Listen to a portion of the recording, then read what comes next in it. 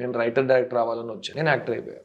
అయిన తర్వాత నాకు ఇది వద్దు, నేను మళ్ళీ వెళ్ళిపోతానని అనిపించింది. కానీ అప్పుడు పెద్దలు అందరూ అడ్వైస్ ఇచ్చారు, కాదు ఇంకా కొన్ని రోజులు యాక్టింగ్ చేద్దాం. సెకండ్ ఫిల్మ్ మణిరత్నం గారు ఇచ్చారు, తర్వాత నేను యాక్టింగ్ చేయను. థర్డ్ ఫిల్మ్ ఎంఎస్ రాజు గారు ఇచ్చారు. తెలుగు ఫస్ట్ ఫిల్మ్ చేస్తున్నప్పుడు నాకు ఒక్క ముక్క తెలుగు కూడా రాదు. కానీ రైటర్ డైరెక్టర్ ప్రొడ్యూసర్ అందరు కలిసి నాకు నువ్వు వస్తానంటే వద్దంటానే ఇచ్చారు, స్టార్ చేశారు. దాని తర్వాత నా నెక్స్ట్ నిర్ణయం ఏం ఉండాలి, మంచి ప్రొడ్యూసర్ ని చూసి మంచి డైరెక్టర్ ని కలిసి పెద్ద స్టార్ అయ్యి సొంత స్క్రిప్ట్ రాసి చుక్కులో చంద్రుడు తీసి తర్వాత ఏం చేశాను, రంగ్ దే బసంతి చేశాను. రంగ్ దే బసంతి ప్రీమియర్ కి వెళ్ళినప్పుడు సెక్యూరిటీ నన్ను ఆపేశాడు. అమీర్ ఖాన్ గారు పైనుంచి వచ్చేసారు కిందకి, రారా అని ఆయన వచ్చి నన్ను కౌగులిస్తూ నన్ను లిఫ్ట్ లో తీసుకెళ్లారు. సినిమా నుంచి బయటకు వచ్చేటప్పుడు అమీర్ ఖాన్ గారు ఆయన సెక్యూరిటీ గార్డ్స్ నాకు ఇచ్చారు.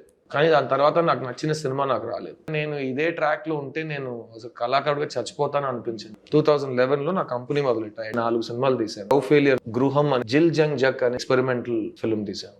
తర్వాత చిన్న తీశాను. ప్రతి technician almost first time youngsters కి నేను ప్లాట్ఫామ్ ఇచ్చాను.